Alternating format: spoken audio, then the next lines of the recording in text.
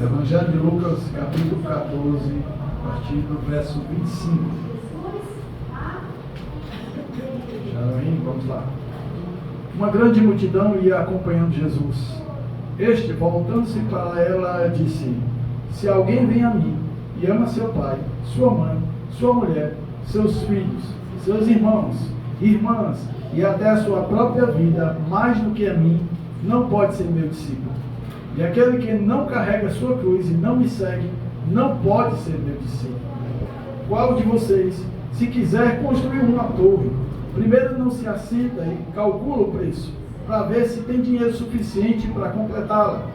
Pois, se lançar o alicerce e não for capaz de terminá-la, todos os que virem rirão dele, dizendo: este homem começou a construir e não foi capaz de terminar. Ou qual o rei que pretende sair à guerra contra outro rei, e primeiro não se assenta e pensa se com 10.000 é capaz de enfrentar aquele que vem contra ele com 20.000. Se não for capaz, enviará uma delegação, enquanto o outro ainda está longe, e pedirá um acordo de paz. Da mesma forma, qualquer de vocês que não renunciar a tudo que possui, não pode ser meu discípulo. O sal é bom, mas se ele perder o sabor, como restaurá-lo? Não serve nem para o solo e nem para adubo, é jogado fora. Aquele que tem ouvido para ouvir, ouça. O Espírito diz a gente. Vamos orar. Pai, queremos bendizer a Ti, louvar o Teu nome, exaltar pela graça, Pai, de estar na Tua casa. Ó Deus, e temos o privilégio, meu Senhor Deus, de ouvir a Tua voz. Fala conosco essa noite, trabalha no nosso coração. Eu te peço, Espírito Santo, que haja uma obra de convencimento de cada um de nós da necessidade, meu Deus, que temos no tempo que se chama hoje, meu Senhor Deus, de nos alinharmos à Tua vontade. Que pelo poder do Teu Espírito, meu Senhor Deus, seja, Pai, confrontado o nosso coração, todo o nosso ser, para que a Tua obra, meu Senhor Deus, que é perfeita, ela seja, Pai, completada em cada um de nós. Para única e exclusivamente o Teu nome ser exaltado e glorificado, nós oramos a Ti, meu Deus, em nome de Jesus. Amém. Graças a Deus, meus amados, poder sentar.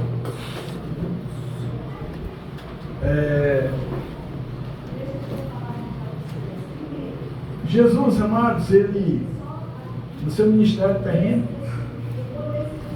havia algo nele que era de muita importância. Era a autoridade pela qual ele é representado aqui na terra. E por causa disso, multidões de pessoas vinham até Jesus. Toda multidão, amados, tem os seus propósitos. As pessoas, cada um de nós temos aí uma questão, cada um de nós temos um desejo, cada um de nós temos um alvo, temos um propósito, temos planos. Então, uma multidão, ela é repleta de tais coisas. Mas Jesus, amados, ele olha para a multidão e ele tem realmente um ponto-chave daquilo que as pessoas precisam. Ele tem a solução, tá? Para os problemas, para uma diversidade de problemas, Jesus tem uma solução. Ele tem uma solução. E ele explicou muito bem e deixou claro essa solução. Quando vieram até ele e perguntaram sobre o reino de Deus, como seria para o reino de Deus, quem era o Pai, mostre-nos o Pai. Jesus, ele disse: eu sou o caminho, eu sou a verdade e eu sou a vida. E ninguém vai ao Pai senão por mim. Então Jesus, amados, diante de vários problemas, várias situações, vários questionamentos, Jesus tem uma solução para as pessoas. Ele não tem várias soluções, ele tem uma solução. Por quê? Porque ele mesmo, amados, é a solução. E é isso que a gente precisa entender como igreja.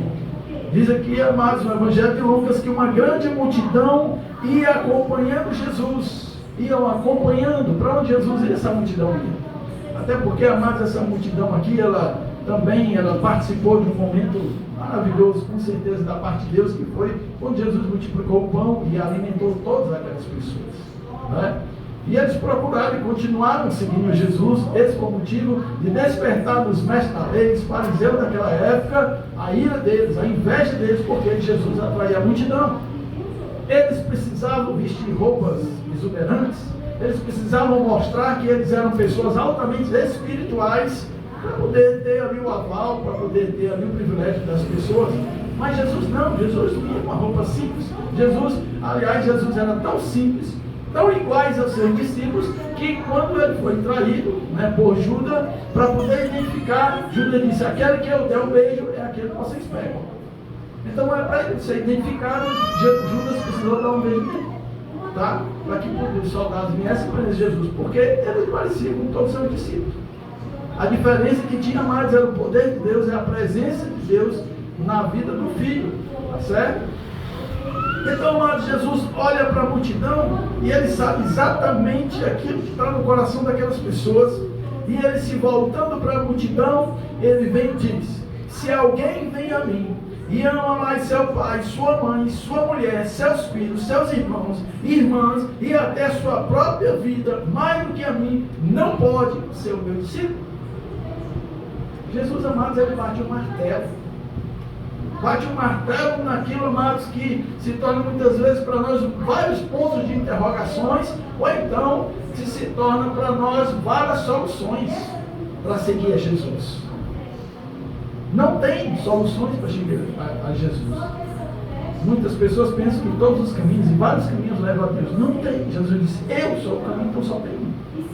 Nós só temos uma opção, amados. Nós só temos uma opção. Então eu quero trazer para essa noite, amados, para você, exatamente isso que Jesus deixou muito claro aqui para essa multidão. É de que para seguir Jesus tem custo. Esse é um dos maiores problemas para as pessoas. É porque elas acham que é de graça. Elas acham que é de graça. Elas acham que não precisa fazer nada. Tá. E aí Jesus olha para essa multidão, e por que será que Jesus olha para a multidão e fala essas palavras? Jesus coloca aqui essa condição: se alguém vem a mim e ama mais. Aí ele faz uma lista, não só de pessoas, mas também de coisas. Tá? E no final ele diz: e até a sua própria vida, mais do que a mim, não pode ser o seu discípulo. Ele falou, amado, de algo muito precioso para nós, que é a nossa própria vida. Tá? E quando nós falamos de custo, amados, nós nos referimos às vezes à capacidade que temos de calcular as perdas e também os ganhos, visando uma tomada de decisão. Toda decisão nossa, amados, ela vai trazer uma consequência. Você precisa aprender isso. Todos que estão aqui precisam aprender isso. Eu assisti um filme interessante. O filme não era lá essas coisas, né? Mas eu achei muito bestial. Mas, amados, a gente precisa ter maturidade e tirar exatamente uma mensagem, até porque, para não ficar vago, aquele negócio de passar uma hora, 2 horas assistindo um filme. Eu gosto de filmes épicos, de história. Aí apareceu esse filme aí, veio, mas eu vi algo interessante. O filme, amados, era baseado, né, em uma pedra que foi descoberta, né, tinha ali tipo umas lápis nessa pedra, aparentemente pedra preciosa, mas ela não tinha preço, não era tão preciosa como as pessoas pensavam. Estava em um museu e a pessoa começou a estudar essa pedra, mas aí tinha uma pessoa que já vinha estudando essa pedra, a história dela, né, há muitos anos, milhares e milhares de anos atrás, que essa pedra existiu e veio passando por vários polos, essa pedra, tá? E ele estava interessado nessa pedra. E quando ele soube onde essa pedra estava, ele fez de tudo para tentar conquistar essa pedra, conseguir ela, né? Até iludiu a própria mulher, achando que ele estava interessado nela, o negócio era a pedra. E ele conseguiu pegar essa pedra emprestada ao museu, dizendo que tinha uma pessoa que estava muito melhor, e a besta caiu na conversa dele, né? Ele conseguiu essa pedra. Amados, essa pedra tinha lá um segredo. Coisas que as pessoas criam, né, de deuses e tal, tinha lá umas escrituras e a pessoa tinha que decifrar aquela escritura muito antiga, mas enfim, não. Essa pedra, amada, ela representava o desejo, tá? As pessoas que pegavam ali nela e desejavam algo, era concedido. Não era tem aquela lâmpada, né, do Gênesis, era mais moderna, não uma pedra.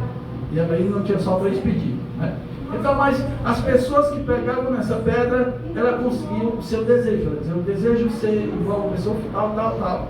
E de repente a mulher começou a realmente receber tudo aquilo que aquela pessoa que ela desejou tinha na vida, inclusive na sua própria pessoa.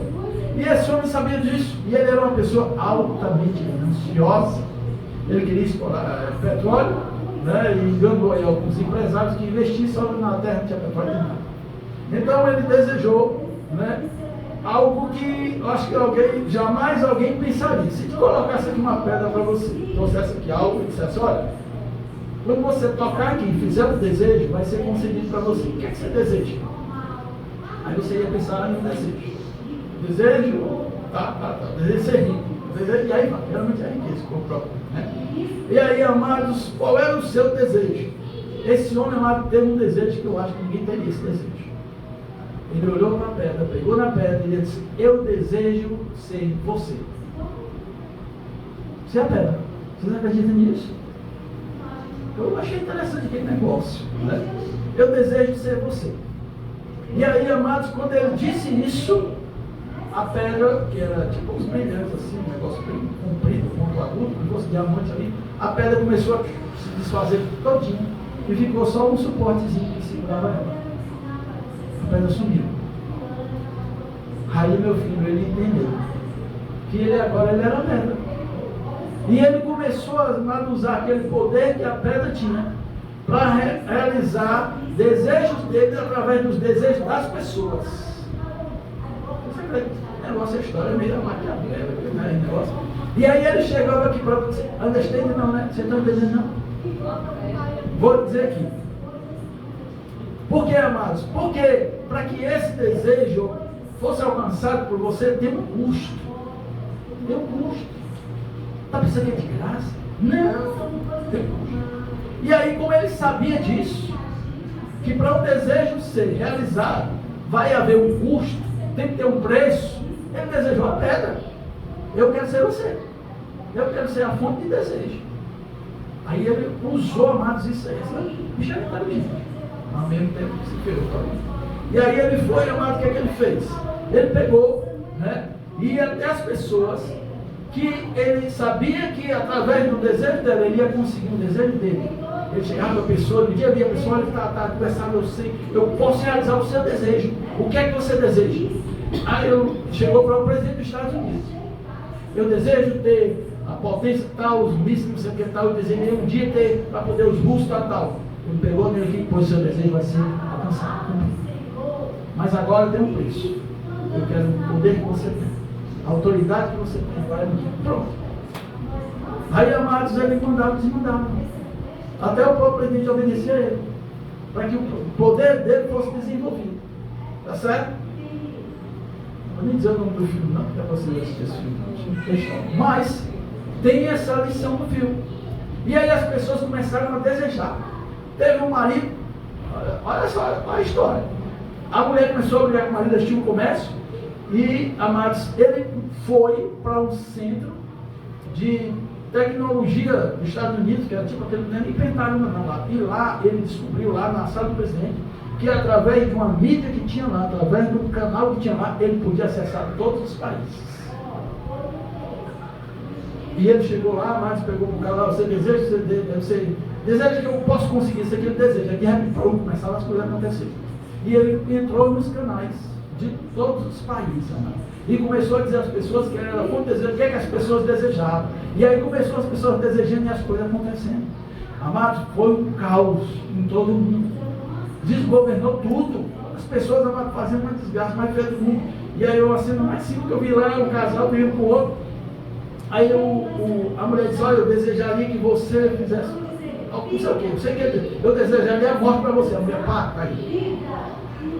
Para você ver, saiu desgovernando o mundo todo, as pessoas querendo os desejos, amados, só que tais desejos, amados, tinha as suas consequências. Então a gente precisa entender, amados, que as nossas decisões são muito importantes, por menor que você pense que seja. Nós temos jovens aqui. As decisões hoje de vocês, muitas delas vão repercutir no futuro de vocês. As consequências. Também pegando o gancho dessa questão aqui de Jesus, o médico lá do hospital, achei legal da parte dele, ele chegou para o Simon e disse, olha, essa criança tem que ir para outro hospital para fazer alguns exames. E ele, o Simon disse para mim, ele conseguiu se alimentar bem e tal, que a princípio ele estava bem, é só essa questão da alimentação que estava complicada para ele. Mas o médico disse, olha, é bom que ele vá para o hospital do Cristo, que ele faça exames para evitar problemas futuros. Então, uma decisão que eu precisava tomar hoje vai evitar problemas futuros para a vida do filho dele. O médico falou isso. Interessante. Mas, amados, nós levamos a nossa vida, tomamos decisões hoje e achamos que está tudo bem. É só hoje. Nós vivemos o hoje. Mas as nossas decisões, amados, são muito importantes. Jesus exatamente colocou isso para essa multidão de pessoas. Ele disse: se alguém vem a mim. E aí ele começou. Então, amados, há um custo para as nossas decisões. Calcular o custo é tomar consciência do que vamos perder ou ganhar numa determinada decisão. As pessoas tomam uma decisão hoje, amanhã estão arrependidas. Decidem se casar hoje, não, eu quero casar com você hoje, mas não mede as consequências. E aí amanhã estão reclamando. Decidiu fechar o negócio hoje, não mediu as consequências, amanhã estão arrependidos, querendo desfazer o negócio. Não, é porque eu não pensei bem. Às vezes, amados, eu sou muito precipitado. E aí eu vou ali, quero obter um objeto.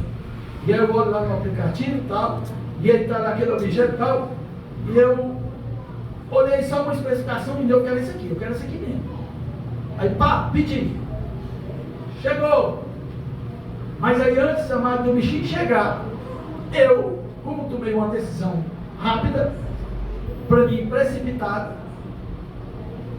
eu queria me arrepender, mas não consegui mais, porque já tinha pago, já tinha sido enviado e chegou em minha casa. E eu não recebi com tanta alegria. Por quê? Porque eu tomei uma decisão precipitada. Eu não observei bem, eu não pesquisei bem, eu não olhei bem ali a estrutura do negócio que eu queria, e tem uma defasagem lá que eu digo: meu Deus, por que eu não olhei isso antes? Sabe por quê? Porque eu tomei uma decisão precipitada. Eu não esperei mais um pouco. E é isso que acontece na nossa vida, mano. A gente vive tomando decisões precipitadas e depois está reclamando, depois querendo desfazer, depois arrependido. Mas é tão ruim quando você está na expectativa de que vai suprir as suas necessidades, e aí você não prestou atenção a um detalhe talvez pequeno, mas aí quando você recebe, amados, você não recebe mais com aquela alegria, você recebe com aquela cara de desprezo, de arrependimento.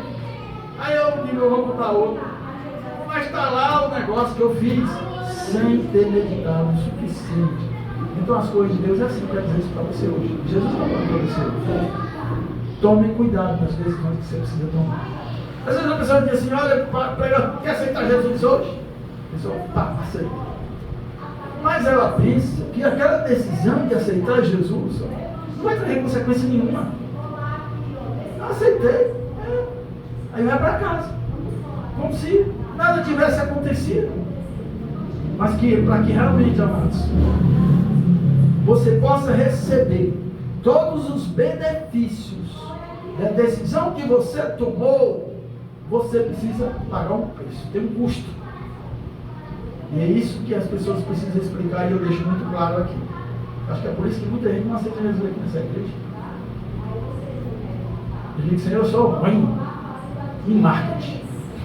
Sou ruim em marketing. Eu sou ruim em que as pessoas aceitem Jesus. Porque eu vejo tanta facilidade, vai aquela coisa, ei, quem quer aceitar? Aí, uma multidão. Fala, a pessoa aceitou Jesus. Hoje tem pessoas que têm tanta facilidade que eu não tenho. Eu acho que eu escondo as pessoas. Eu acho que eu escondo com a minha honestidade. Eu acho que eu escondo com a minha clareza. Deve ser isso, só pode ser. Calcular o custo é tomar consciência do que vamos perder ou ganhar numa determinada decisão. Mas no fundo as pessoas, amadas, elas calculam o custo o tempo todo, pois sempre estão decidindo. Isso é assim mesmo quando não decidem. Afinal, não decidir também é uma decisão. E com toda decisão ela tem perdas e ganhos. Não decidir também é uma decisão. Eu não decido tomar uma decisão, mas acabou aqui tomando uma decisão de não decidir. E tem um custo, amados.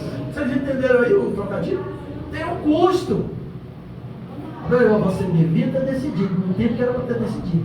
Como você não decidiu e tomou uma decisão de não decidir, está aí o resultado. Não é não. Amados. Quantos de vocês eu estou falando agora e talvez Deus traga aí a sua memória e você está arrependido de não ter tomado uma decisão há muito tempo atrás? Ou está arrependido de ter tomado essa decisão há muito tempo atrás que não deveria ter tomado?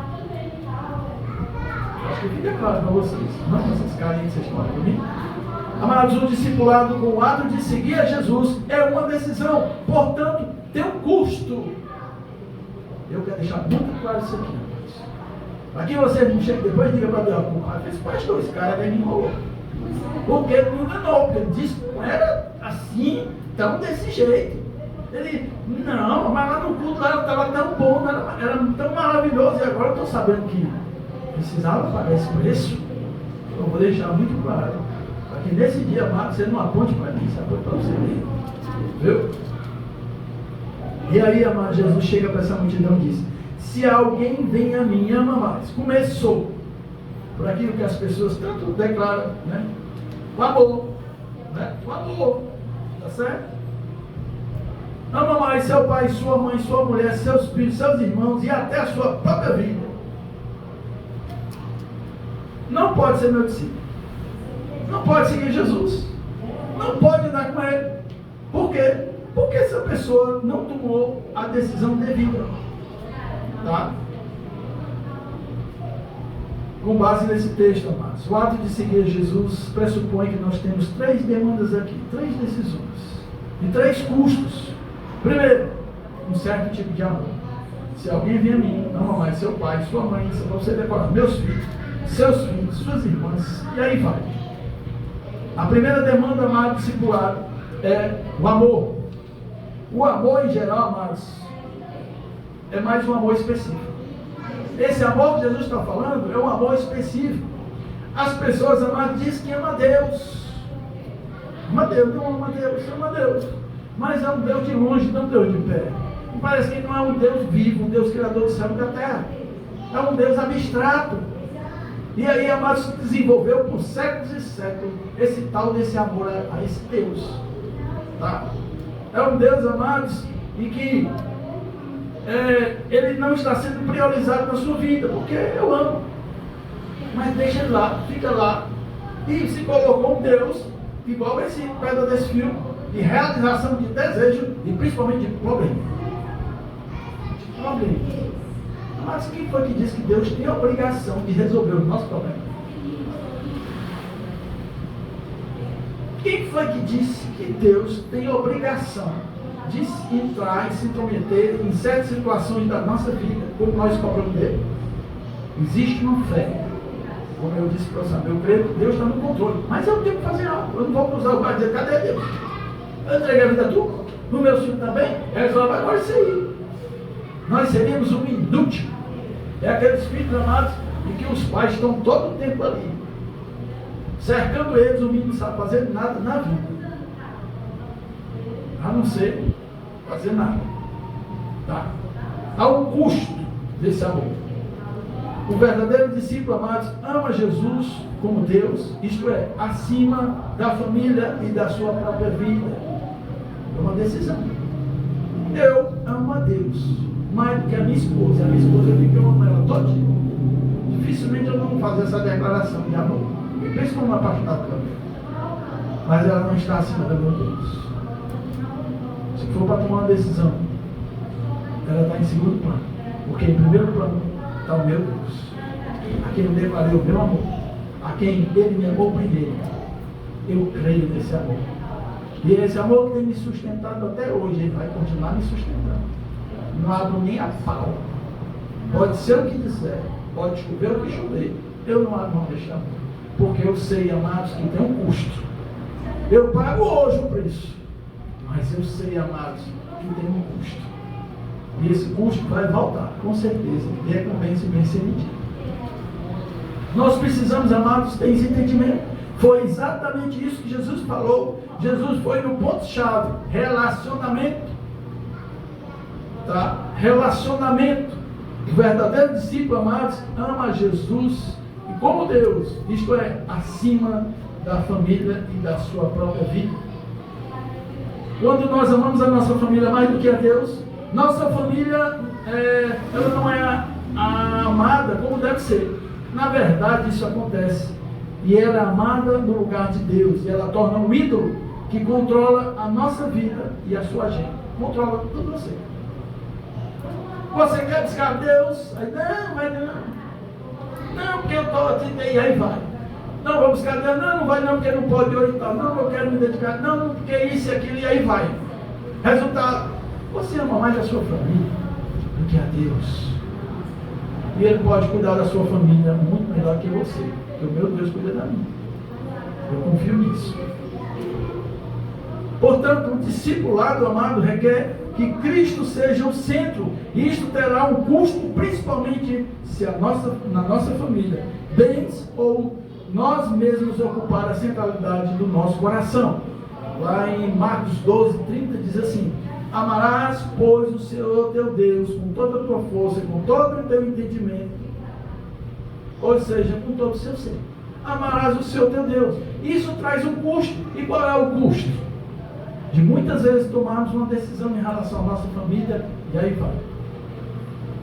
Esse ídolo, amado, acaba aqui controlando toda a nossa vida e a nossa agenda. O discipulado, ele requer que Cristo seja o centro. Isso custa principalmente a nossa família, bens, ou nós mesmos ocuparmos, amados, a centralidade do nosso coração. É cristocêntrico. Cristo no centro da nossa vida. Segundo custo, o custo do sofrimento. Ninguém quer sofrer. Quem quer sofrer? Lógico que não. Tá? E Jesus disse: quem não leva a sua cruz e não me segue, não pode ser meu discípulo. Amados, qual é o significado de recarregar a cruz? Tá? Como é que o povo ia entender isso se Jesus não carregou uma cruz ainda? Ele não tinha morrido ainda. Ele não passou ainda pela via cruz, né? Mas naquela época já existia, amado, nesse contexto, e as pessoas entendiam muito bem o que Jesus estava dizendo. Uma pessoa, amados, quando ela era condenada à morte por algum crime, algum delito ali que tinha cometido, antes disso acontecer, ela tinha que carregar a cruz. Sabe por quê? Porque isso era sinal de humilhação. Ele disse: não, antes de morrer, mas o negócio era sério. Ainda tinha que ser humilhado. Então, bota a cruz nas costas dele, ele sai passando frente do povo e o povo jogando as coisas dele, porque ele tinha que ser humilhado. Então é exatamente isso, amados. Para eles, a cruz era símbolo de rejeição e de humilhação. Tá? Carregar a sua cruz, amados, revela que o discipulado de Jesus implica em convivência em um mundo hostil ao Evangelho, em uma cultura que rejeita seus ensinamentos e, por conseguinte, rejeita nós, os seus discípulos. Né? Por isso, amados, evitar o enfrentamento dessa rejeição natural ao discipulado de Jesus, podemos resignar a cruz, minimizar o poder confrontador do Evangelho e maquiar a Bíblia. Mas é isso que está acontecendo hoje, para que nós não sejamos rejeitados, para que nós não sejamos repudiados pelas pessoas. O que é que a gente faz? A gente faz uma média. Não é tão assim, porque aquele crente ali exagera demais. Mas eu não sou. Não, a Bíblia. Aí a pessoa, não, mas porque a Bíblia. Não, estão querendo reformular a Bíblia justamente por isso. Para realmente deixar só aqui as coisas boas, que aparentemente, né, estão aqui na Bíblia. Pois, amigo, se você não está disposto a ser rejeitado, sai fora. Você não tem nada a ver com Jesus. Porque aqueles que seguem Jesus são rejeitados até pela sua própria família. Como Jesus foi. Jesus foi chamado de louco pela sua família, foi puxado pelo braço e botado para fora de casa. Então é doido esse rapaz. Porque pelo Evangelho, mas é loucura para o mundo.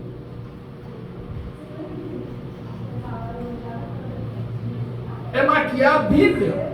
Quando a gente pega e faz, tem esse tipo de comportamento, mas estão maquiando a Bíblia hoje. Né? Tem aí as seitas. Aí as seitas aí de todo jeito. E eles estão lá no altar, estão lá, tem um púlpito e tem a Bíblia, mas só que a Bíblia deles está maquiada. Né? Aquilo que a verdade está encoberta. Tá? E aí estão lançando aquilo que, com certeza, não é a verdade do Evangelho. Mas conforta as pessoas. Acho que é por isso que eu não alcanço tantas vidas. Porque, amado, o Evangelho não é fácil de ser aceito. É uma decisão que precisa tomar. Sofrimento. Quando desprezamos, amados, a demanda do sofrimento inerente ao discipulado, forjamos uma cruz para nós mesmos. O pessoal anda carregando a sua cruz. Qual é a sua cruz? A cruz, muitas vezes, das pessoas, não, eu vou carregar minha cruz, mas a cruz tem rodinha, tem controle remoto, tem almofada, tem airbag. É uma cruz super confortável, porque a cruz que Jesus levou, e ele estava disposto a levar, ele sabia muito bem que não tinha conforto nenhum. Era algo de madeira pesado. E depois de ter recebido várias chibatadas, com as costas todas arrebentadas, tinha que botar essa cruz na cruz e sair na rua e sair arrastando. Não tinha rodinha não. E o chão não era tapete não. Mas hoje existe essa cruz. Essa cruz de almofada, essa cruz confortável, é uma cruz light, é uma cruz muito gostosa da gente se levar, amados, porque esse evangelho fajuto, mentiroso, que estão pregando por aí. Que tudo pode.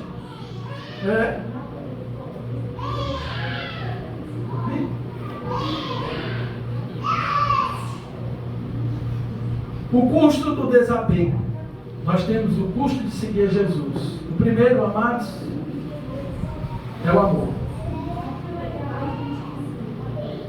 O segundo é, decorar aí, sofrimento. E por último, o desapego. A terceira demanda, amados, ele defere um golpe assim, fatal na sua vida. Desapego. Desapegado. Trata-se de um golpe fatal em nossa dependência em todas as coisas que ele criou. E nosso vínculo que pertence a si. Os vínculos com as coisas que possuímos são potencialmente a razão pela qual muitos são incapazes de seguir a Jesus. Chegou aquele jovem rico e disse: Senhor, quero te seguir.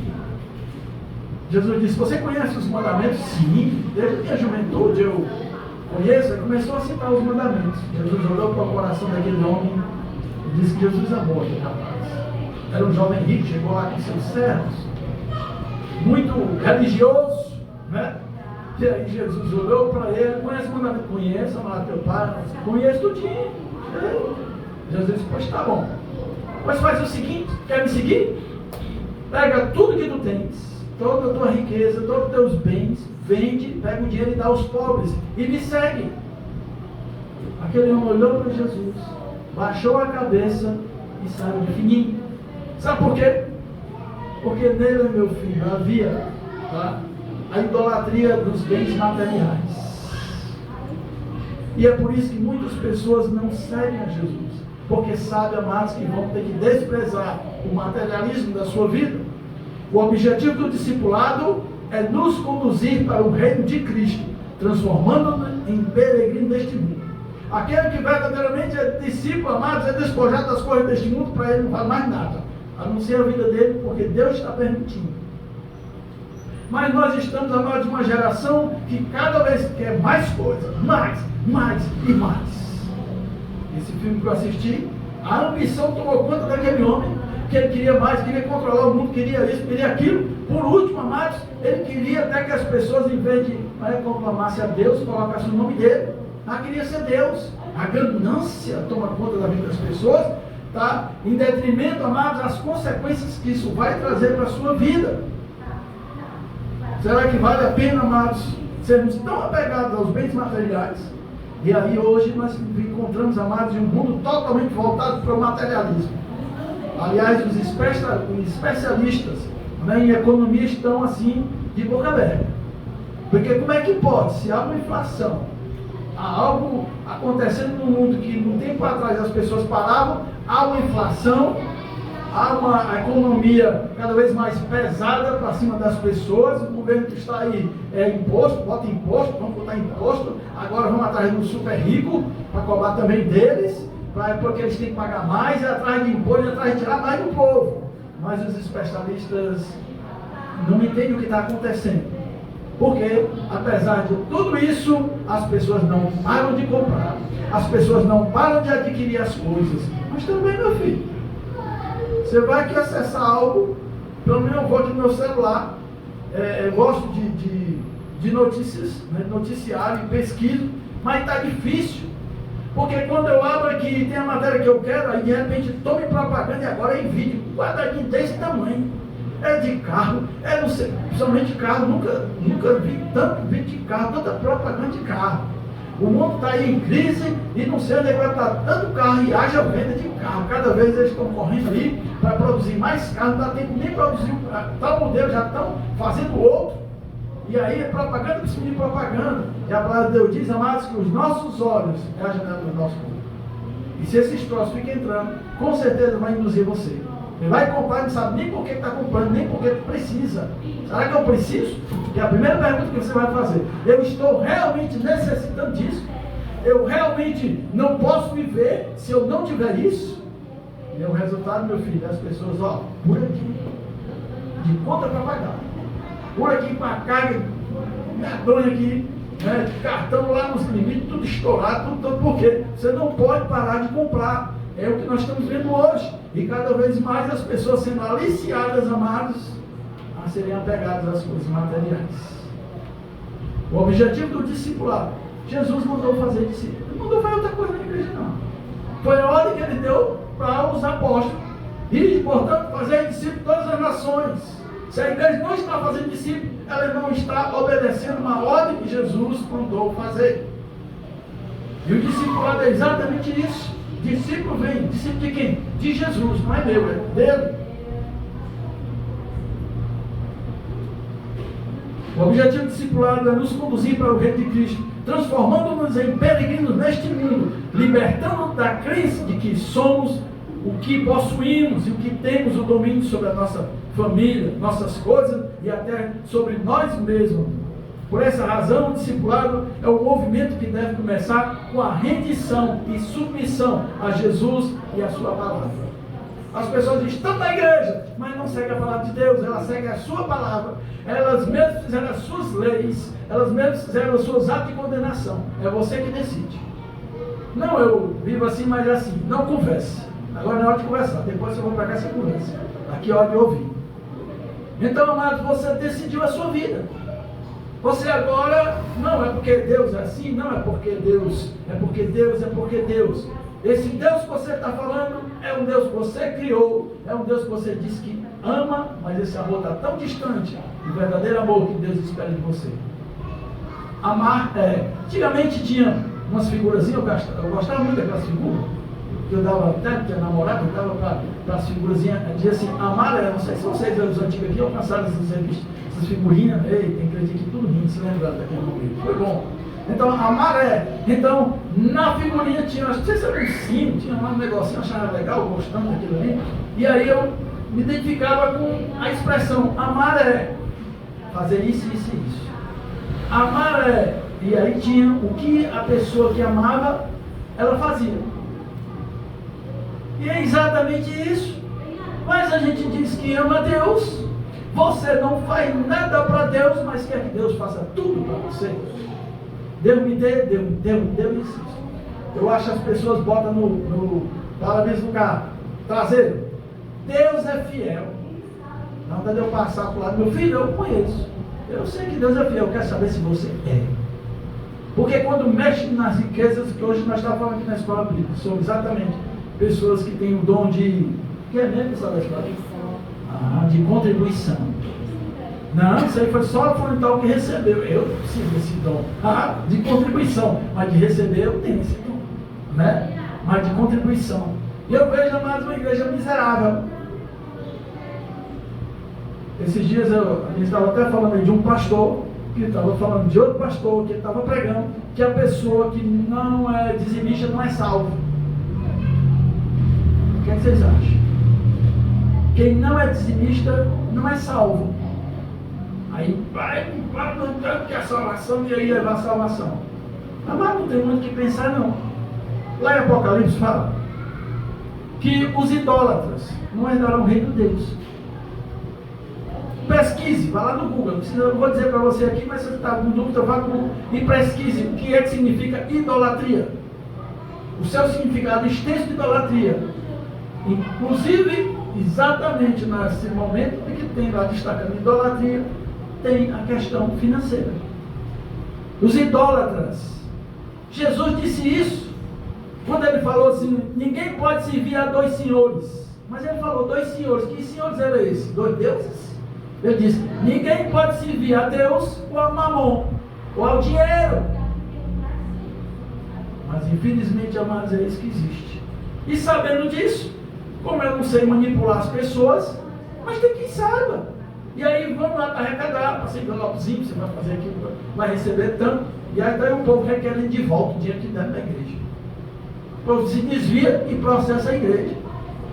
Como veio uma mulher aí que se desviou da igreja e cobrou lá da igreja lá uma oferta a Deus, porque disse que foi induzida. E aí bota na justiça e a justiça vai ter que devolver o dinheiro. Ah, miserável. É desse jeito, amados.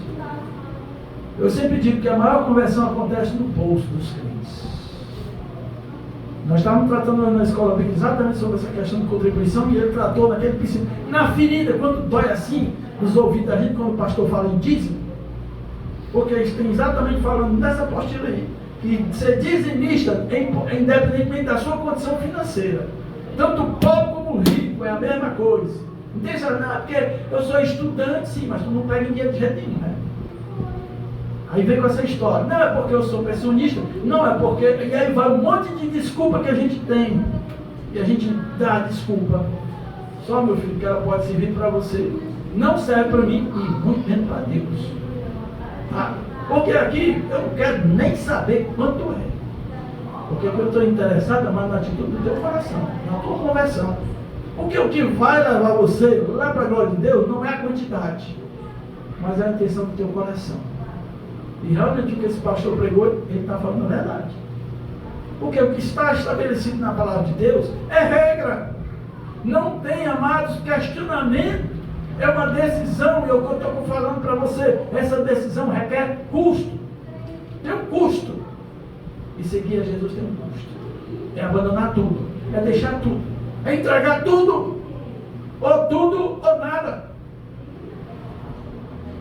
O cara chega para assaltar você. E aí, bora, passa tudo.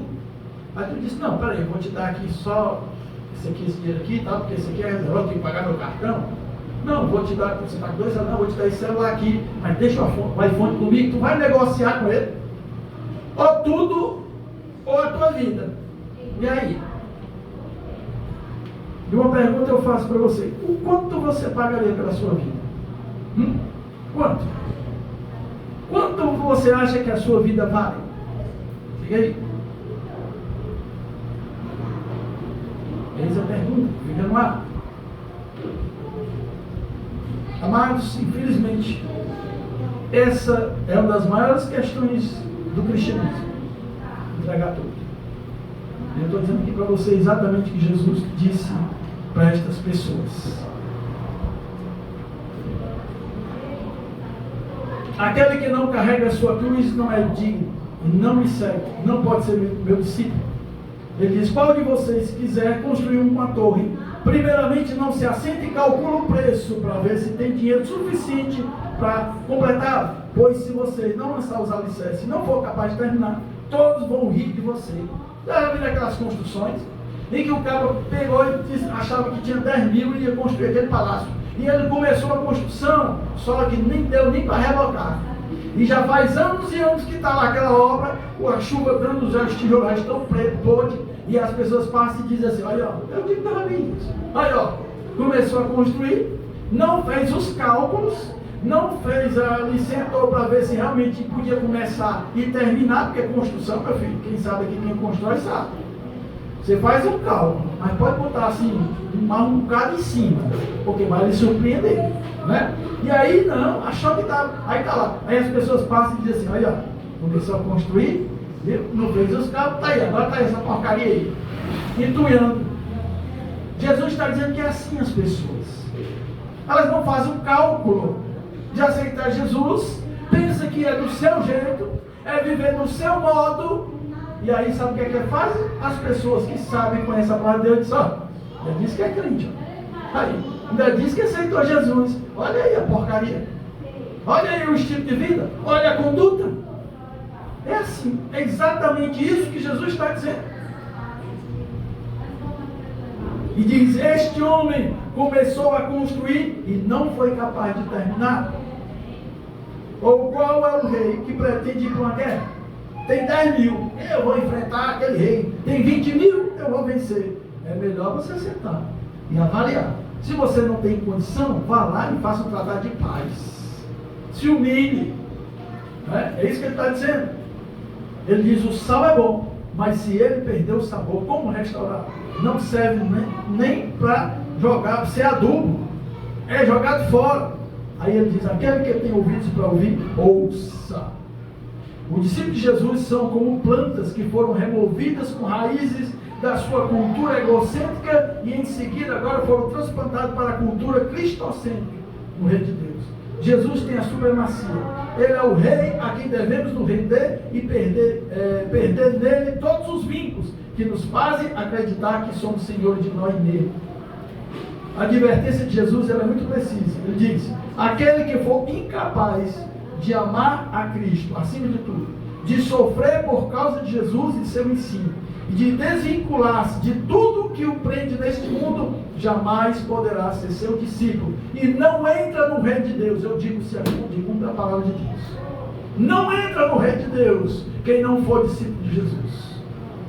Mas a igreja está aí, lotada de pessoas que acham pela sua conduta, elas vivem pelo quadro que ela pintou, de cristão, de crente. Mas o quadro não foi você que pintou, foi Deus que estabeleceu. A norma é dele, está aqui na palavra de Deus. E se não estiver alinhado aqui, não vai entrar no reino de Deus. Se não for desapegado das coisas deste mundo, nós corremos tanto, investimos tanto nas coisas deste mundo, amados. Contei até, na própria apostila tem aí um caso de um americano, que ele mais a esposa dele eram cristãos, de uma empresa, e eles eram dizimistas, mas o propósito deles era investir mais no reino de Deus, e foram perdendo, amados, um apego às coisas deste mundo, e eles, em vez de 10%, estavam a 90% de todo o aparato da empresa, eles ficavam com 10%. Assim foi até o William Colgate, a galera até quase que, né? Ele fez isso, e nem morreu de fome, a empresa nem fechou, nem quebrou. Interessante, mas a gente acha que quebra. Ixi, mas seu dinheiro vai faltar. Fé, meu filho. Nós estamos apegados a esse bichinho que não tem dono. Se você disser que o dinheiro é seu, prova. Que está no teu bolso, por enquanto, momentâneo passageiro. E já vai sair. Dinheiro, meu filho, tem dono, ele se muda. Quando a pessoa mesmo tem que estar agarrada a ele dá uma rasteira tão grande. Tantas pessoas desesperadas, com a corda no pescoço, porque pensavam que tinham domínio sobre aquele dinheiro. Perderam tudo, foi embora tudo. Porque o amor ao dinheiro, amados, é a raiz de todos os males. Aqui, ó. E quando eu falo isso, amados, eu não estou bem preocupado em quantia. Porque quem tem sustentado essa obra é o Senhor. Eu vim para cá, foi sem dinheiro. E nunca passei fome. Vocês me conhecem. Nunca passei fome e nunca pedi esmola. Porque eu não vinha pegar dinheiro. Não, se eu não tinha salário, eu estava preocupado. Porque aquele que me chamou, meu filho, foi quem criou todas essas coisas. Será possível que Deus não tem competência de cuidar de mim e da minha esposa? De nos alimentar, de nos sustentar, de nos vestir? Nunca me faltou roupa, pelo contrário. Porque a minha fé, meu filho, a minha confiança, meu Deus, eu só estou nesse mundo porque o Senhor quer. Para cumprir o propósito dele, porque agora não terá mais nada esse mundo. Nem ouro, nem prata, nem o que for, nem dízimo, nem oferta, é problema de vocês. Então, em fala, vocês vão prestar conta, mas eu estou fazendo aqui meu trabalho, deixando consciente. Tá? Não pode. Se você não estiver disposto a perder tudo, a sofrer tudo, você não tem condição de ser discípulo de Jesus. Olha o que os homens da Bíblia. Quando Deus pediu a Abraão, o filho de Isaac, o que foi que Deus pediu? Só o filho? Não!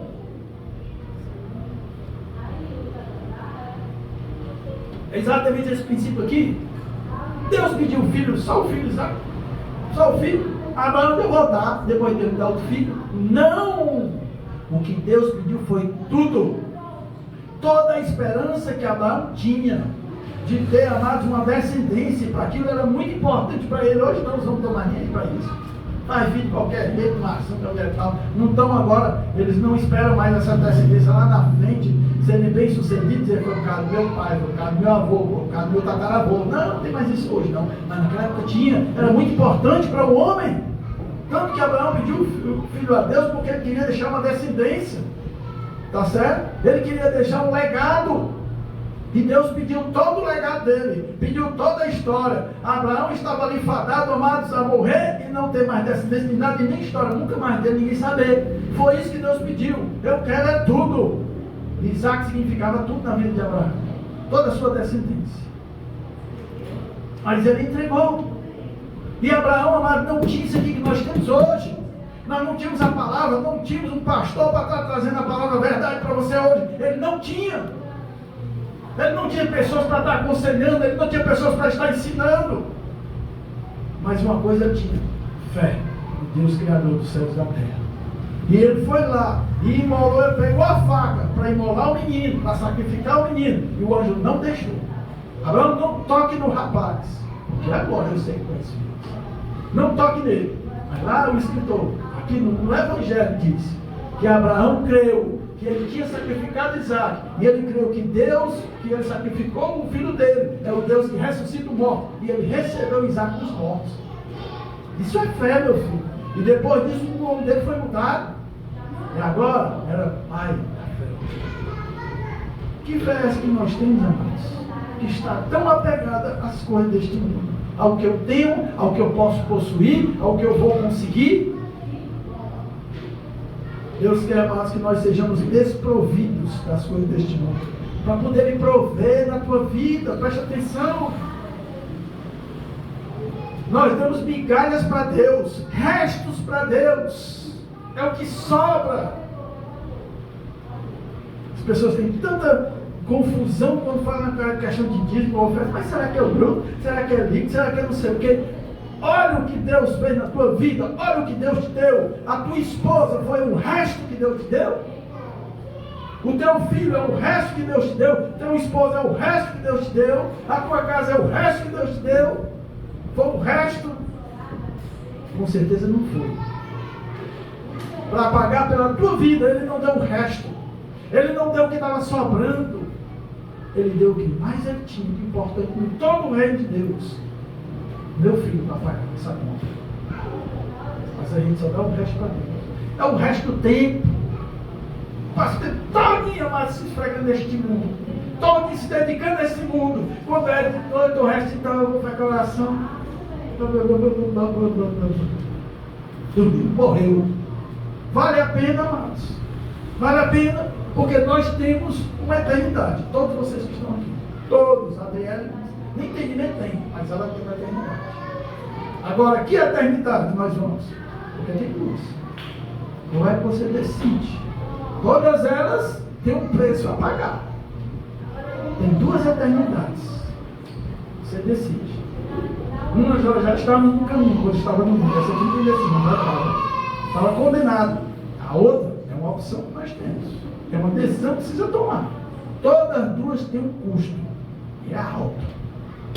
Você decide. Vamos ficar de pé para a gente orar.